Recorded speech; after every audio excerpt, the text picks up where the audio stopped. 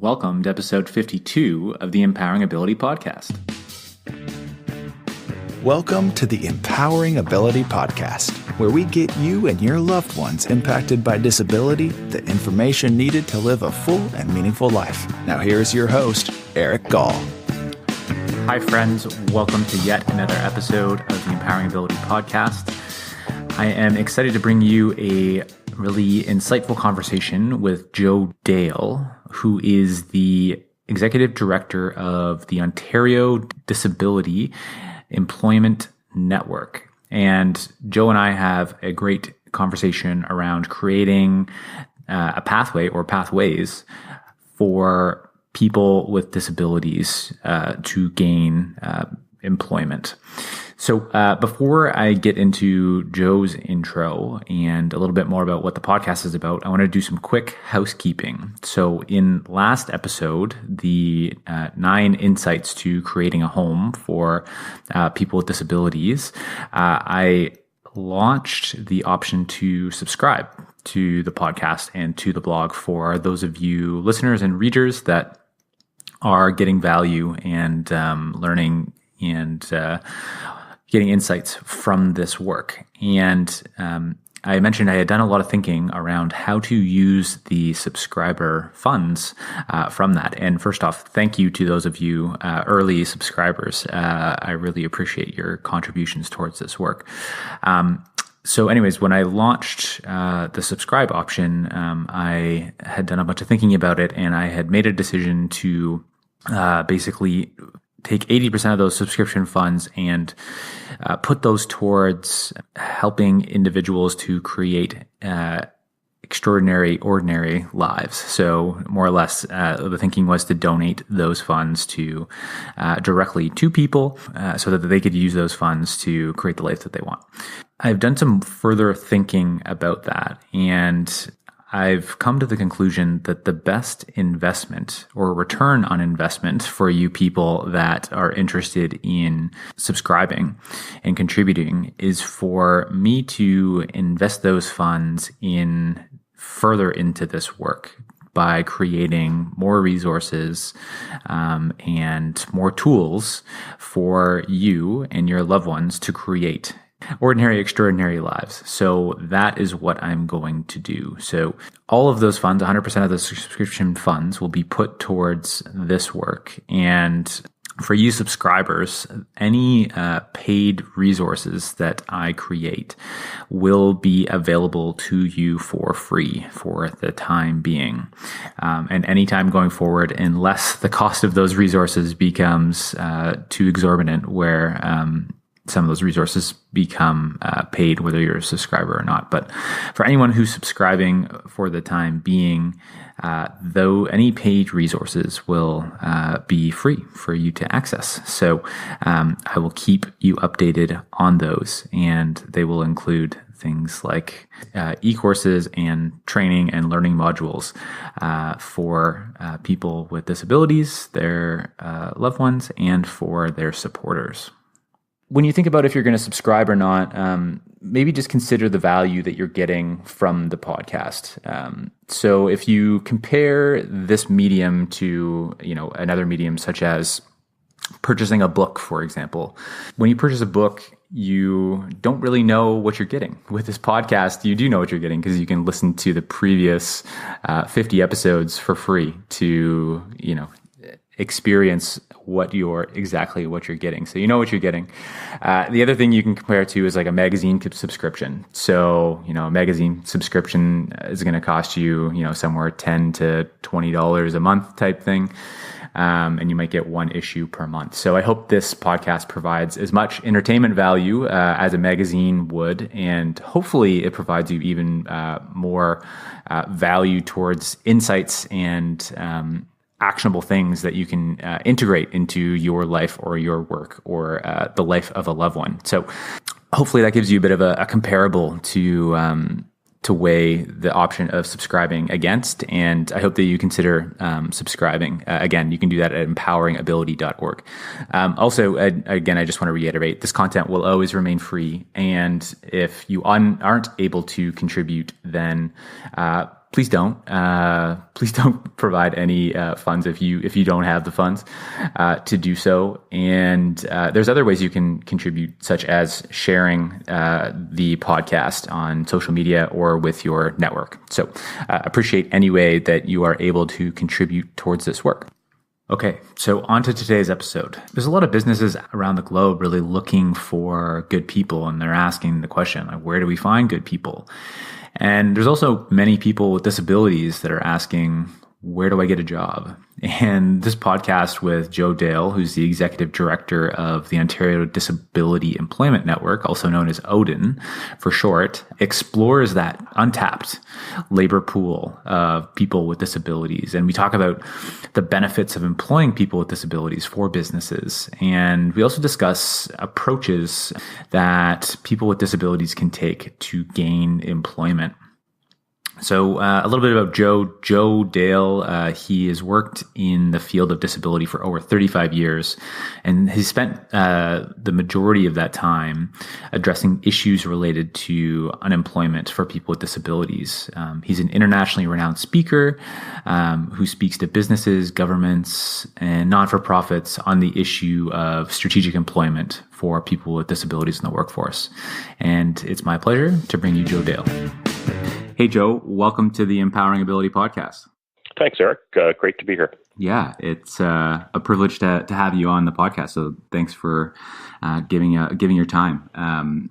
So, Joe, I know that you are very focused in on supporting individuals with disabilities to find employment, and not directly, but through several strategies, and that's through the Ontario Disability Employment Network, also known as ODEN. So I'd love maybe just to give you the opportunity to share the work that ODEN does to get us grounded for this conversation, and then we can kind of use that as a jumping off point. Sure, Eric, that's great. So the Ontario Disability Employment Network is a network of over 110 employment agencies from across the province. And all of these organizations are in the business of helping people who have a disability access the workforce, so to helping people get jobs. And we break our work down into really four core business areas. The first one being engaging businesses, building awareness and educating businesses about creating the appetite for businesses to consider hiring people who have a disability. And we do that through a lot of education and awareness building. And then we actually work with the businesses to show them how to hire people with disabilities successfully, so that there's long-term sustainability for the business and for those new employees who have a disability. So that's the first area. The second one is we do a lot of work with service agencies, employment agencies across the province, to help build their skills and capacities. So we do a lot of training for their staff on how to get better at finding more jobs for people who have a disability, and facilitate strategic planning and some quality assurance initiatives to ensure the services that they're providing are of high quality. Thirdly, and a lot of our members see this as one of our more important aspects, we do a lot of work with the governments, provincial and federal, around really trying to advocate and address policies that either help or hinder the organization's abilities to help more people get jobs. And finally, we do engage other stakeholders who are all part of the puzzle of helping people prepare for and get into the workforce. So that would include doing some presentations and training with school boards around how they can prepare students for the world of employment after they graduate, and some focus groups with families and family groups around what their role is in helping their sons and daughters prepare for a life after school that would include employment. So we don't directly work with people who have a disability, but we work with pretty much all of the stakeholders who are part of people's journey to enter the workforce. Right. Okay. Awesome. That's helpful. So thank you for providing that overview, Joe. I'm wondering, I think it might also be helpful if we kind of painted the landscape for what the current environment looks like, maybe either in Ontario or Canada. And I'm sure there's similar trends and demographics across the globe. But what does employment look like for people with disability? Well, to be, I guess, clear and candid about it, there are still a number of challenges for people who have a disability when it comes to accessing the workforce. There are a lot of businesses that are unaware and uneducated around how to engage people who have a disability in their workforces.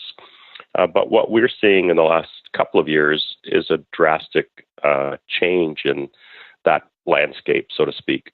We're seeing many more businesses interested in hiring people who have a disability, willing to consider the idea. And I think we're moving a little bit away from the awareness side of it to the how do I do it now? How do we do it as a business? What does it look like in our place of work? And what are the resources that can help us make this happen in a successful way? So, some of the things that are happening is, I think for the last 8 to 10 years, we've spent a lot of time doing general business education and business awareness, trying to dispel the myths and misconceptions about disability and trying to demonstrate to businesses how people who have a disability can contribute in their workforce. And today, that's starting to pay off, along with the fact that businesses are just challenged because of the labor shortages in Canada. So businesses are now looking at what otherwise might have been considered as non-traditional labor sources.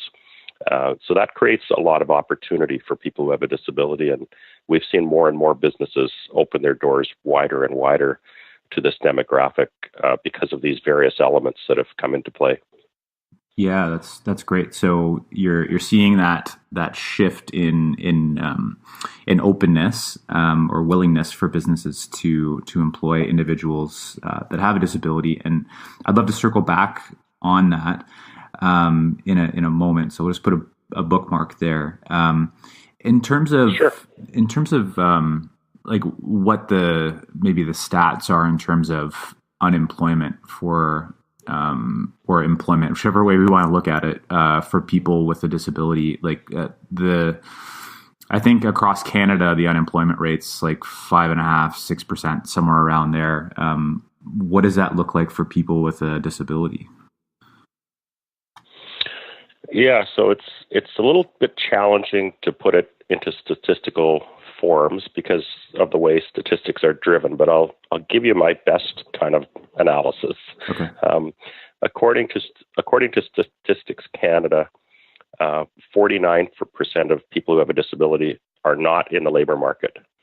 Now, to be counted in that 49%, you have to have had employment at some point in the last 3 to 5 years, or you have to be actively searching for employment. So that 49% doesn't include people who have never worked or people who have given up trying to find a job.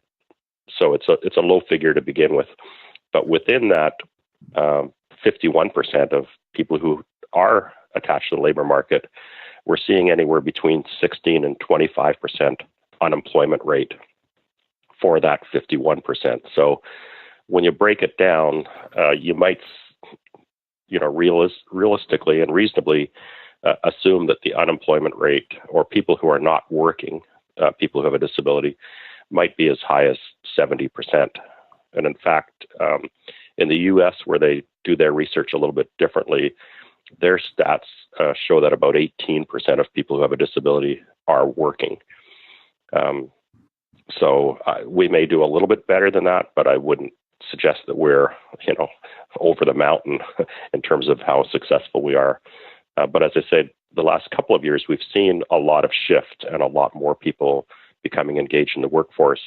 But we haven't seen those statistics percolate to the surface yet. Right. Okay. Yeah. I mean, we would probably certainly expect the unemployment rate to be higher for people with disability, especially considering some medical needs and whatnot that people might have. But I think that, like you're kind of stating or implying, is that there's a lot of people with disabilities that are very employable. And there's lots of work lots of improvement that can be had there.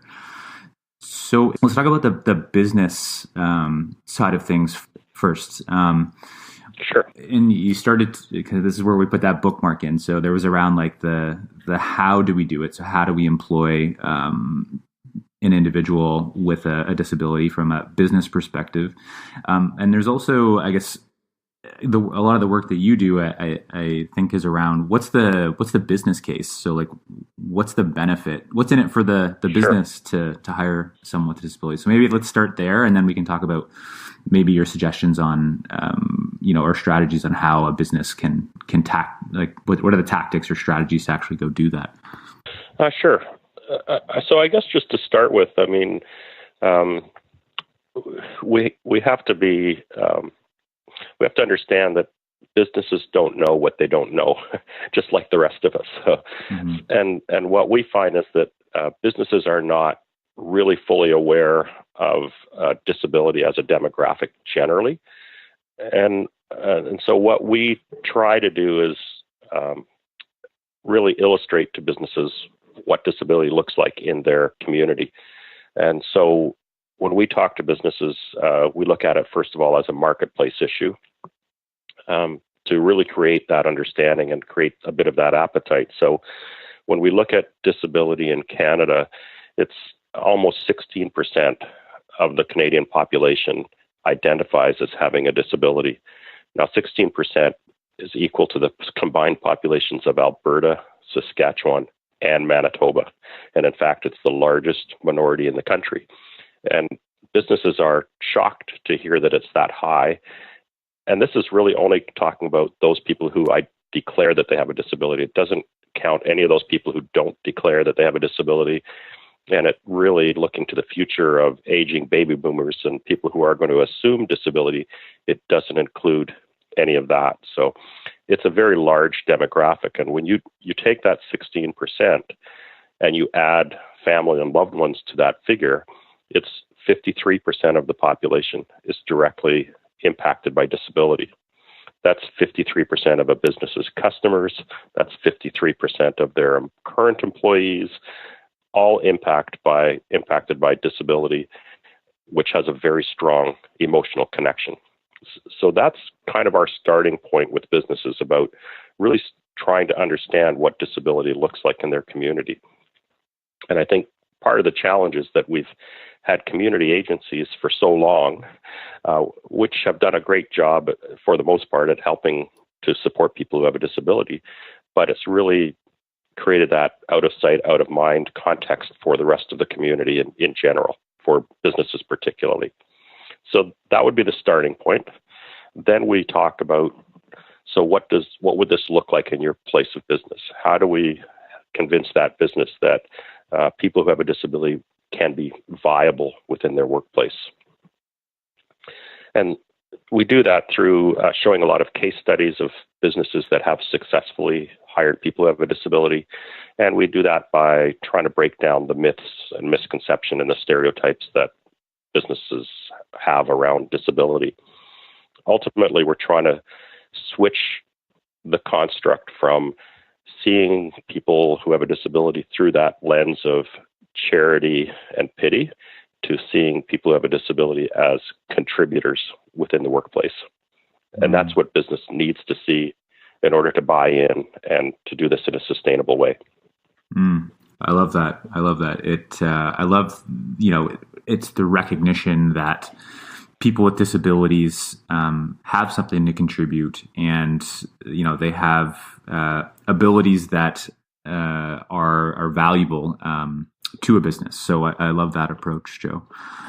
I'm curious, is there a case study or a story that comes to mind where you kind of supported a business through that thinking or through that shift to go from, I guess, maybe being unaware of the contributions that people with a disability could make to their business, and maybe through the process of hiring someone or hiring people, and what impact that might have made on their business? Any stories come to mind? Yeah, sure. There's lots of them actually. We're creating quite a catalog of case studies with the businesses that we've been working with. But I'll start with one of the very founding ones. It's a U.S.-based company, but I think it really kind of set the tone about how to think about this differently. So Walgreens in the U.S. is one of the largest pharmacy retailers in the U.S., if not the world. And they started in 2006 hiring people who have a disability in their warehouse and distribution center in South Carolina. And interestingly, they went into that distribution center when they opened it with the construct of hiring one person with a disability for every 3 hires, so 30% of their workforce. In the end, though, they actually hired about 40% of their workforce turned out to be people who have a disability. And at the end of the first year, that warehouse was the most productive warehouse of any distribution center in the U.S. So a year later, they opened a center in Connecticut. And again, they went into that center with the construct of hiring people who have a disability. And in that case, 45% of the workforce was comprised of people with a disability. And that center that opened in 2007 in Connecticut has had the highest productive output every single year since opening in 2007. Not only that, but they've seen 63% reduction in employee costs because of the other benefits that they've seen, which has been lower absenteeism, lower turnover, fewer workplace accidents, and all of these factors that in a business's mind have a cost attached to them. So what they're seeing is higher productivity at lower cost. And that becomes a case study that other businesses relate to. All of a sudden, they're kind of looking at that going, how's that possible? How did you do that? How can I get my business to be more productive at a lower cost? Because that equates to profits, right? And interesting, when I went to that distribution center in Connecticut to visit it, and we took a whole load of about 15 business operators from Ontario with us, and we walked through the distribution center, and at the end of the tour, the business people from Ontario were saying, well, where were all the people with disabilities? We didn't see any, because what they saw was a seamless workforce. Now, as a professional in the field, I saw people with Down syndrome, people with autism, people with physical disabilities, every disability you could imagine, and well represented. And what they saw was a seamless workforce. And that's what business needs to understand and needs to see is, how would this look in my place of business? And is it a seamless workforce? So we took that case study. And of course, we're not really striving for a workplace that has 45% representation of people with disabilities. Ideally, if the broader community is, between 16 and 20% comprised of people who have a disability, then that's what we'd like to see workplaces reflect as well. So we've shown that case study to Ontario businesses, and we've had a number of those businesses come on board and hire people with disabilities quite successfully, and achieve, in some cases, that 16 to 20% participation rate. One of them here in Toronto is Mark Wafer, who owns 6 Tim Hortons stores, and he had 17% of his workforce was comprised of people who have a disability in all types of roles, not just entry level, lot and lobby, but all through the business in different roles. And what he found was his employees who had a disability had at 87% better attendance records than his employees without disabilities. They produced at a higher productivity rating. He'd never had a WS workplace safety insurance claim in over 21 years for his employees who had a disability. And he says he wishes he could say that about the rest of his team, because those are things that cost money. His average turnover was 38% in an industry where the average turnover is 110%. So if he figures his cost of turnover at $4,000 per employee, and if he's having a 38% turnover, and the Tim Hortons across the street, who's not hiring people with disabilities, has 110% turnover, who's paying more money, whose costs are higher. It's the other guy, not him. And so, interestingly, he said the way it worked out was that his employees with disabilities had almost a 0% turnover, but his employees without disabilities had a 55% turnover, still half of the industry average. And he puts it down to employees who are more engaged in the workplace because they see him as an inclusive employer. And when you think about it, he has 12,000 customers a day. 6,000 of them, more than 6,000 of them, care about disability because they either have a disability themselves or have a family member with a disability. So it attracts greater customer loyalty and all of those other cost savings when it comes to employee costs. And we're seeing the same results in every business that we work with, irrespective of what type of business it is. You know, we're now working in a number of companies that are doing manufacturing and production work, and they're seeing the exact same types of results: lower turnover, lower absenteeism, better safety records, which are all very big cost savings to a business. And in fact, sometimes that can offset someone who might be a little bit slower than someone else, or someone who might need, you know, a couple of $100s worth of accommodation supports to be successful. Those other cost factors have a big impact in business. So it's not just, you know, how many units can this person produce, therefore they're qualified to be a great employee and receive a paycheck. It's all those other factors that come into play. Right. Yeah. No, thank you for sharing those stories, Joe. Those are stories that need to be shared wider, and thank you for doing that work.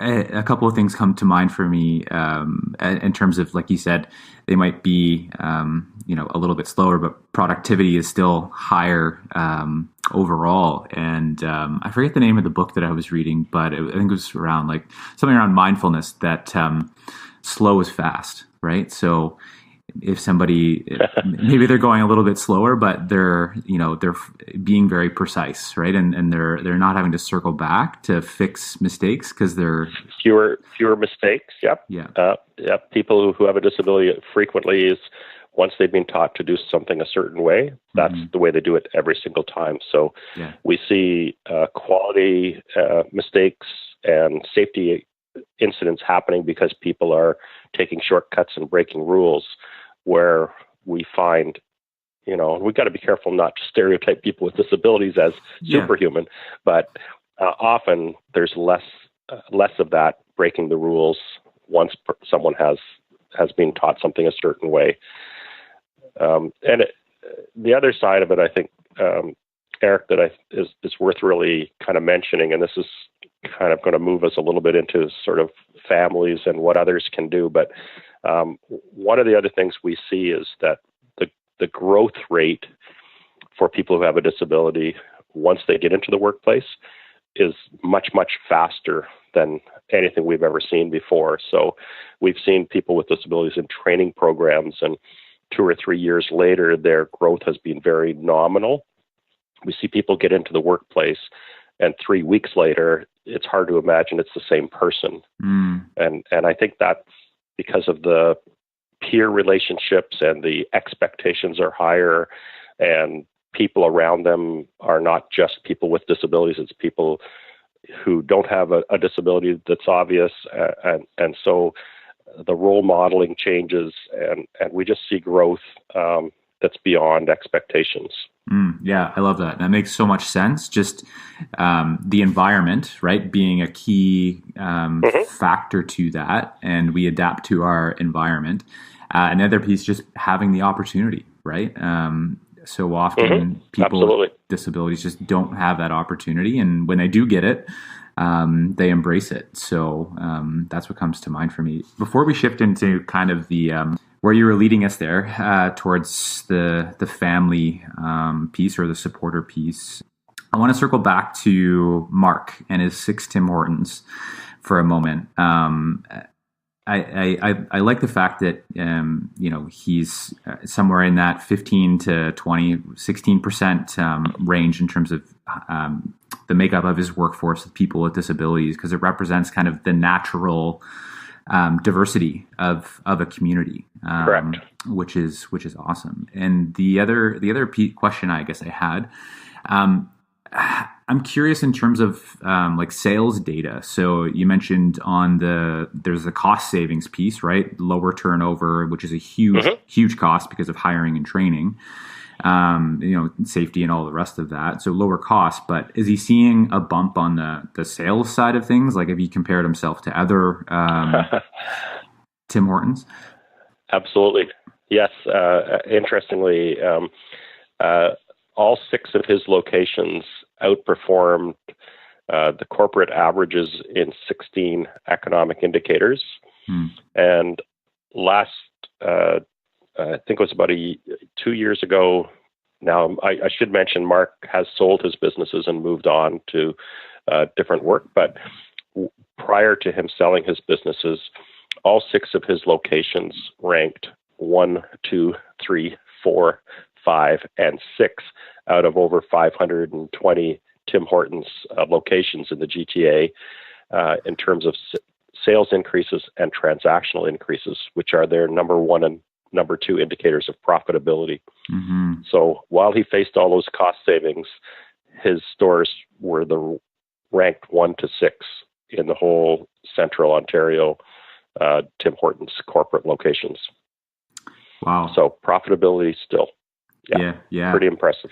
Yeah, that makes it. I mean, to me, that's an extremely compelling case, and it's like it's not a why don't we do this? It's how the heck do we do this, right? I mean, correct. It just makes so much sense from a profitability perspective to a community perspective to providing people incredible opportunities. Just so many wins that can be created. And I think by and large, that's the calls we're getting today is businesses asking us to show them how to do this. I mean, there's still a lot of work to be done on the awareness and education and building that appetite and sharing those types of stories. But more businesses are contacting us today to ask us to help them do this because they want to know how to do it. Right. So let's shift gears, Joe, and talk about kind of the family side or the support side or the individual side. So when you're doing that work, maybe you'd be able to guide us on the best way to approach this. Would it be best to share kind of your work with agencies and supporters, or maybe if you had tips or suggestions on for families or individuals? I'll kind of let you pick the next path we're going to go down here.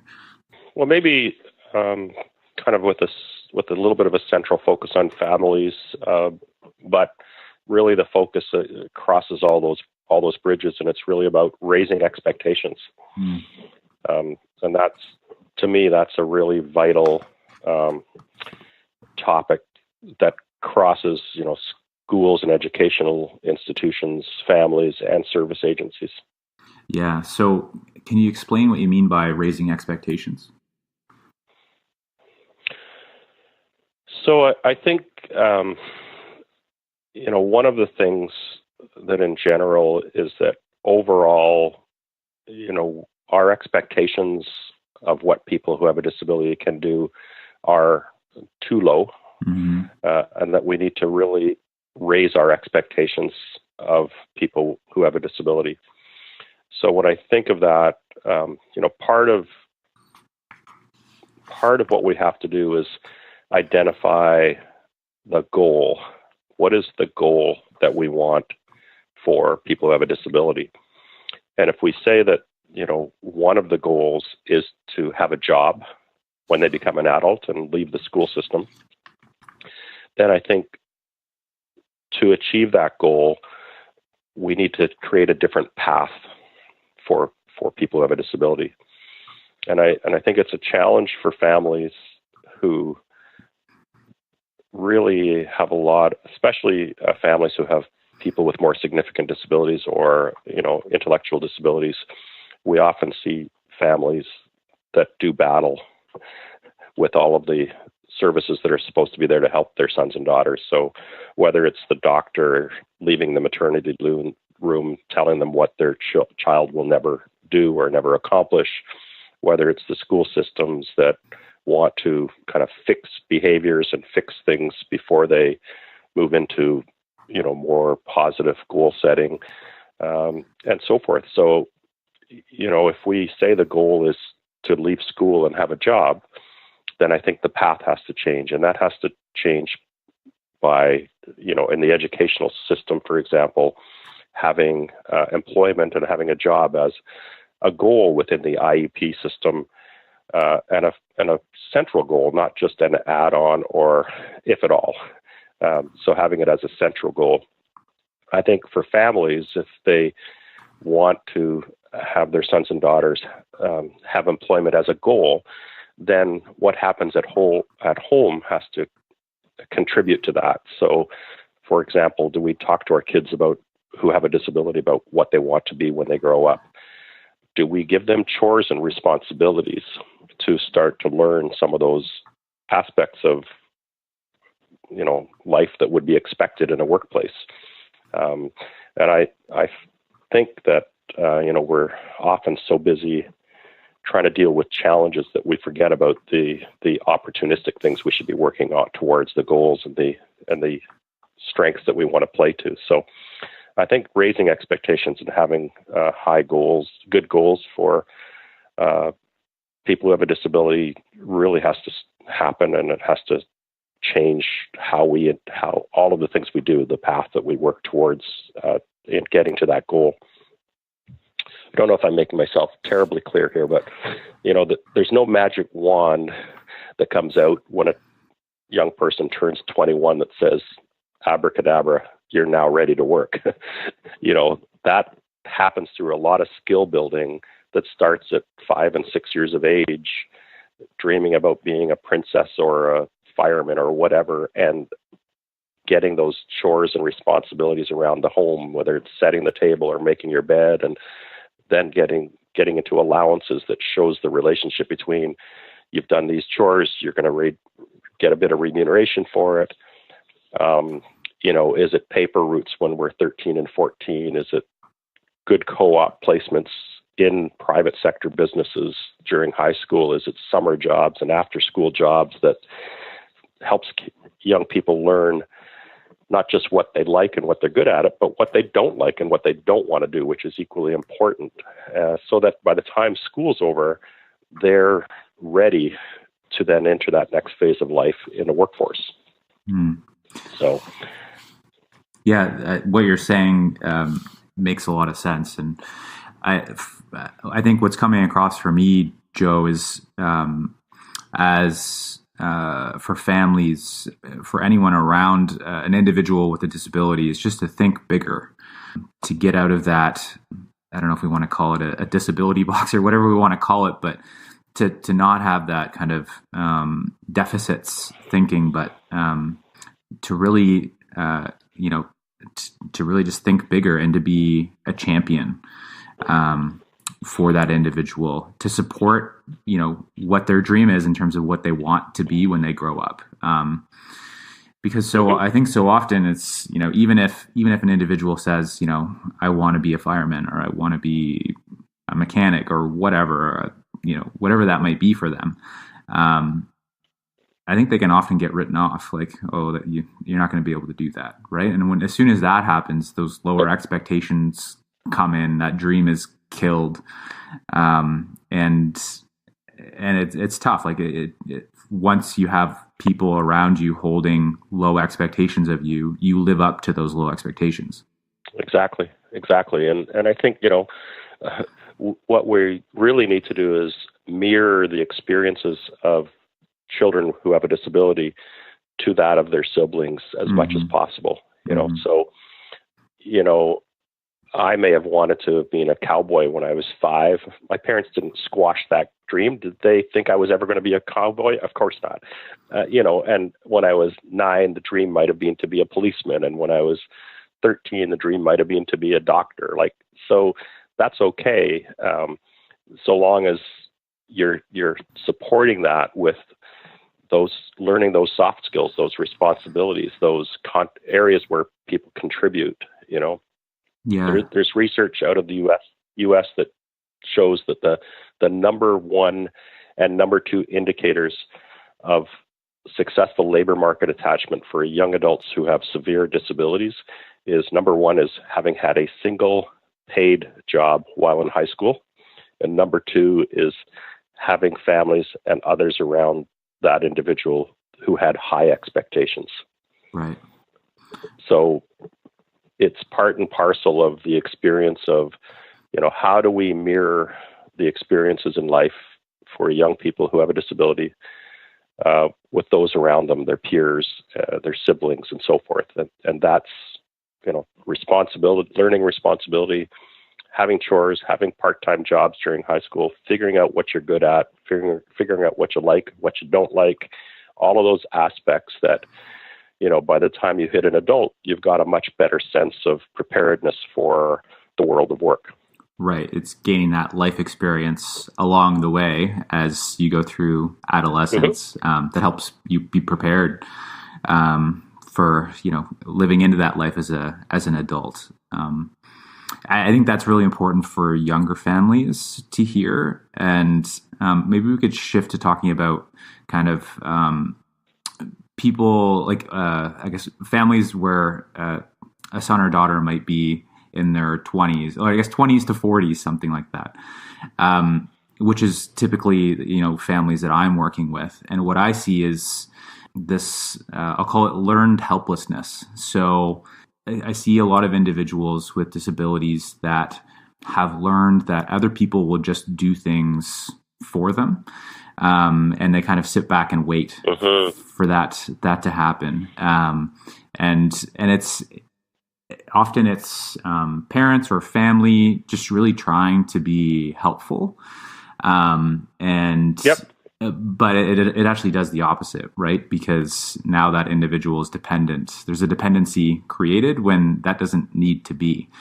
And I'm not sure if you're seeing the same from the work that you're doing.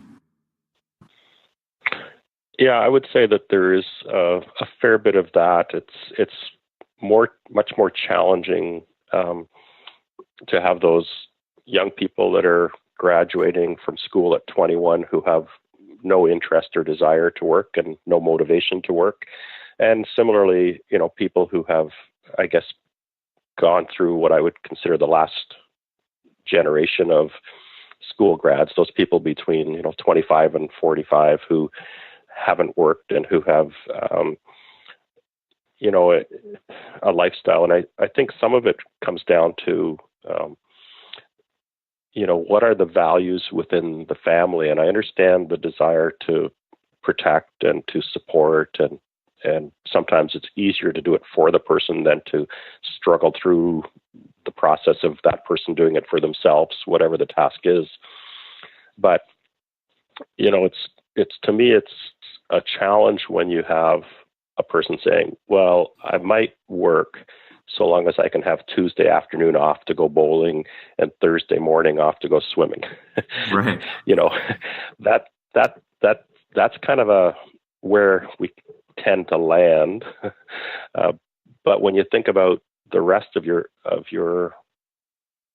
own personal life or your family or your children or your neighbors, we work and then we go swimming in the evening and we go bowling in the evenings or on the weekends, or we volunteer to contribute to our communities in different ways, but we don't do those things instead of work. Mm-hmm. And that's, I think, fundamentally a kind of a values proposition within a family unit that needs to be considered. And the more, there are a lot of challenges still to help people who have a disability get into the workforce.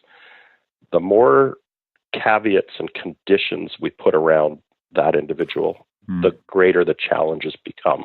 So I've had families come to me that have been desperate to have their sons and daughters get into the workforce. But when I pursue issues like that, all of a sudden there's so many conditions that make the task of finding a job that much harder.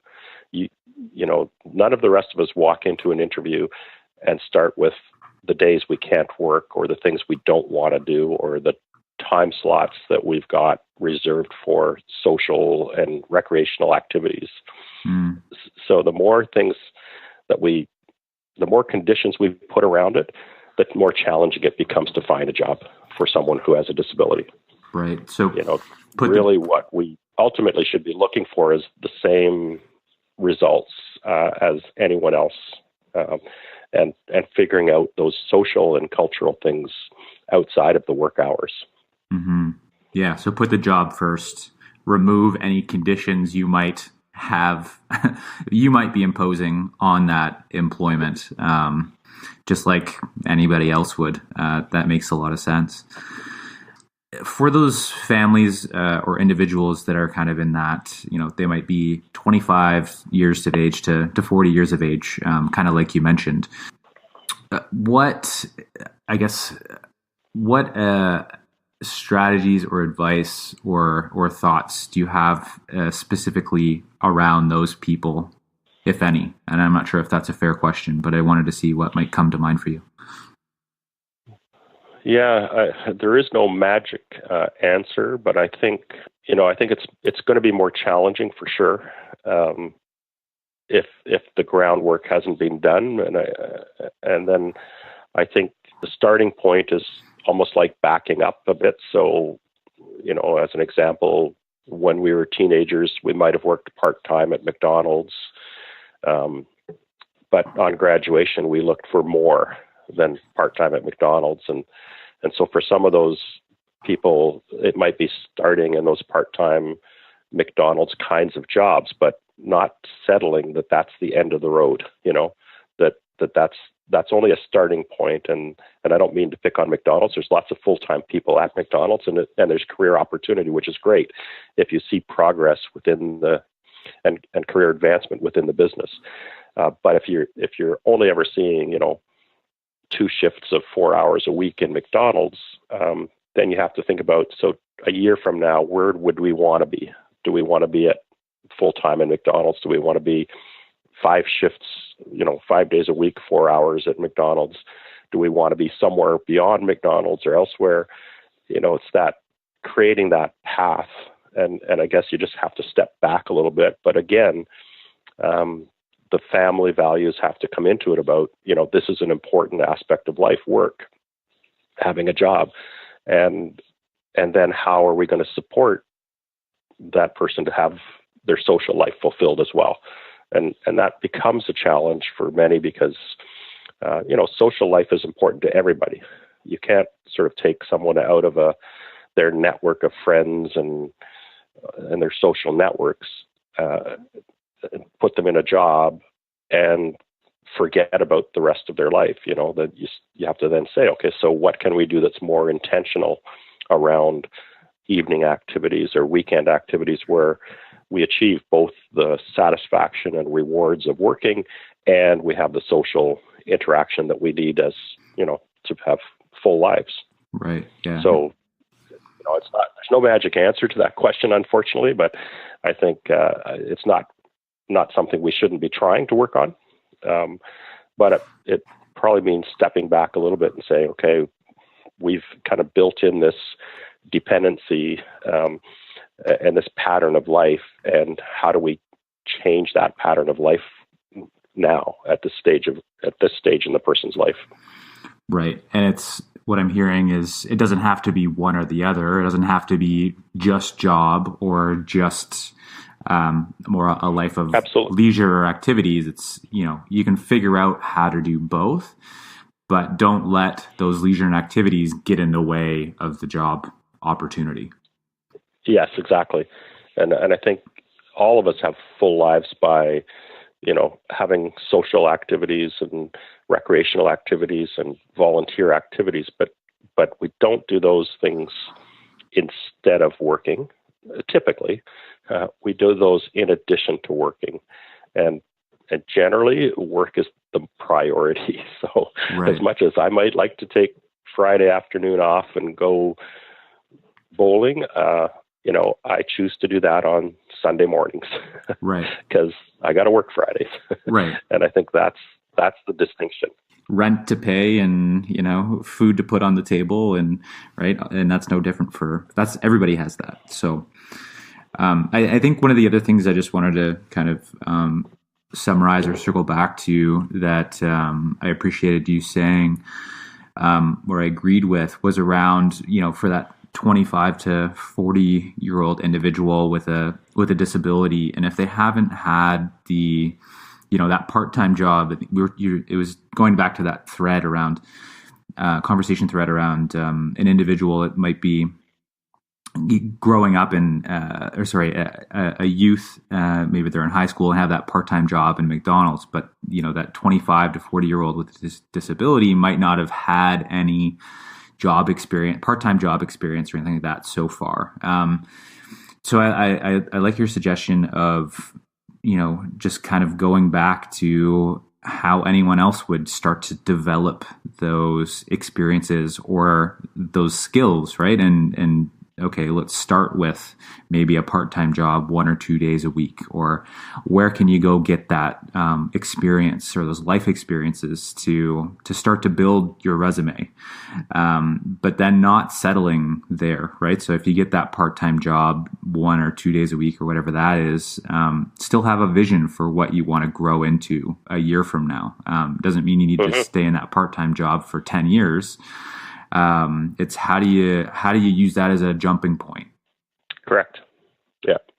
And it could be a variety of different part-time jobs. Again, if people have limited life experience, it's going to be, very difficult to sit down and ask them what they'd like to be, what job they'd like to do if they have limited experiences. If the more experiences that people have had, the better their decision-making becomes around what I'd really like to do a year from now or 2 years from now or tomorrow, Right.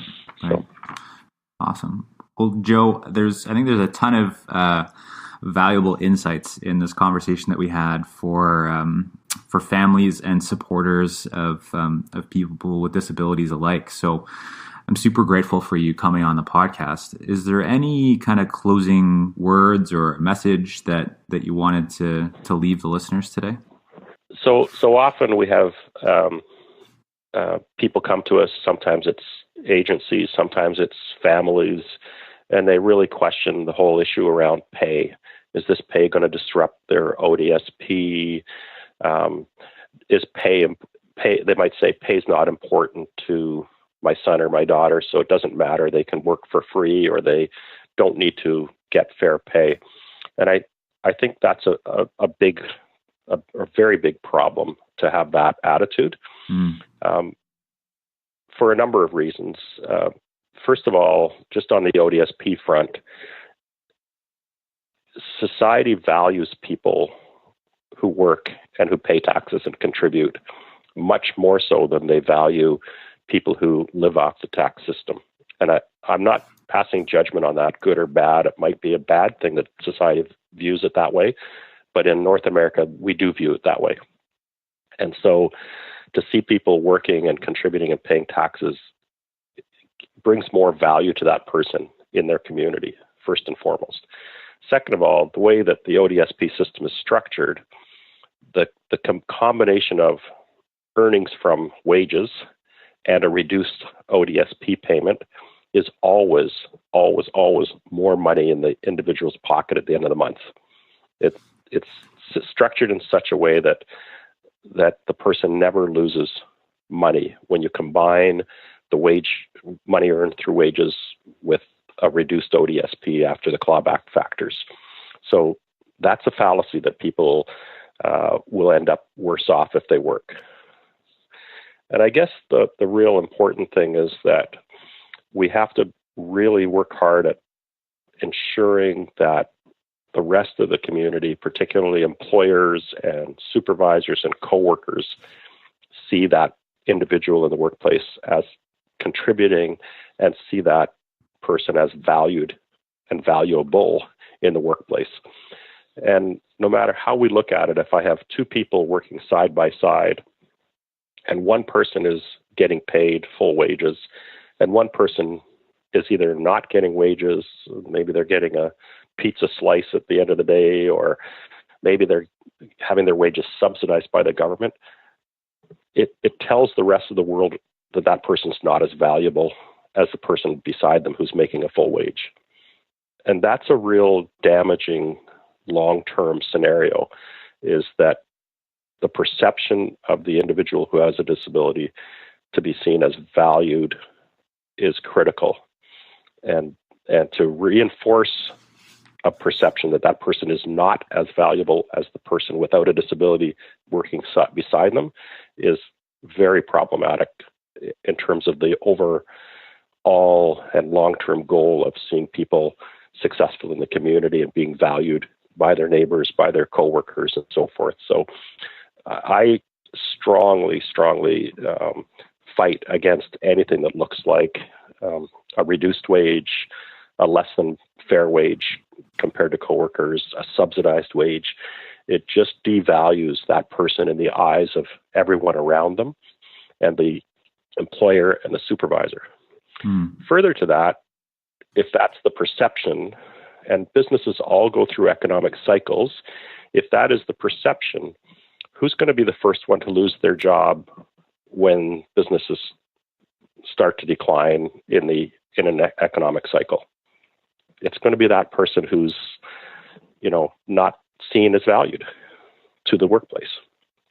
Right. Yeah, that's a really important point, Joe. And I think it's important to add to this conversation. It like you said, the perception that others would have on that individual with a disability that they are of lower value because they're not getting paid is definitely true. I think the other side to that conversation is that individual will also feel like they themselves are of less value, right? So it's not just people if that's in the mind of everybody else, it's definitely in the mind of the individual that's not getting paid for doing the same job as other people. Right. Yeah. So thanks for sharing that, Joe. I'm definitely in alignment, in agreement with that. Joe, if folks want to learn more about kind of these case studies that you mentioned, or get in touch with ODEN, and I know you mentioned that you don't directly support individuals that have a disability that are seeking employment, but maybe there's resources that you could direct people to. Where would they go for that? Sure. The best place is to start at our website, which is odenetwork.com. And there's a fair bit of information there. And, my contact information is there if people wanted to reach out. As you said, we don't deal directly with people who have a disability, but we do speak with family groups often, and educators and businesses, of course, and service agencies with our training and planning and so forth. Okay, fantastic. Well, Joe, it was a pleasure to have you on the podcast, and thank you to you and your team for the work that you're doing to create a better world for all of us. So thank you. Okay, great. Thanks very much, Eric. It's been a pleasure. Okay, thanks, Joe. A ton of gratitude goes out to Joe Dale for joining me on this episode today, and for Joe sharing his insights on the work that they do with businesses to create the awareness of the benefits that employing people with disabilities can create for their business, and also for the discussion around helping families and supporters think through the strategies and the mindsets that they can take to help individuals with disabilities to gain employment. Such an important conversation today. And I also appreciate Joe's words around fair wage. There's a lot of conversation going on in Ontario, the province of Ontario in Canada, where Joe and I live. And there's also a lot of this conversation going on globally. And it's very important that we think about what the implications are of accepting less than a fair wage for anybody, including people with disabilities. And it does send a signal to that individual, to everybody in that workplace, and to really the world that that person is not valued, or they're not valued as much as their peers, which are getting paid a fair wage. So strongly consider that perspective when you're thinking about wage for people. As I mentioned earlier in the podcast at the introduction stage, that there's now an option for you to subscribe to this work, so to the podcast and to the blog. And you can do that by heading over to empoweringability.org. And that's ability, not abilities. And there you'll see a subscribe option, and this podcast is completely funded by subscribers. So thank you to those subscribers who have already subscribed, and thank you to those who are considering subscribing. It goes a long way towards the costs of producing this podcast, and also allows for some investment in new content creation and for additional resources that I am building for subscribers, such as e-courses and learning modules, which you will get access to as a subscriber. So thank you for those of you that have subscribed, and thank you to those of you who are considering subscribing by going over to empoweringability.org. And thank you so much for listening to the podcast today. If you like this episode and you think you know someone that would benefit, please share it with them. Be a part of the change to think differently about disability. Thanks for listening to today's podcast. Visit us at empoweringability.org for more podcasts and resources to help you and your loved ones impacted by disability build a full and meaningful life.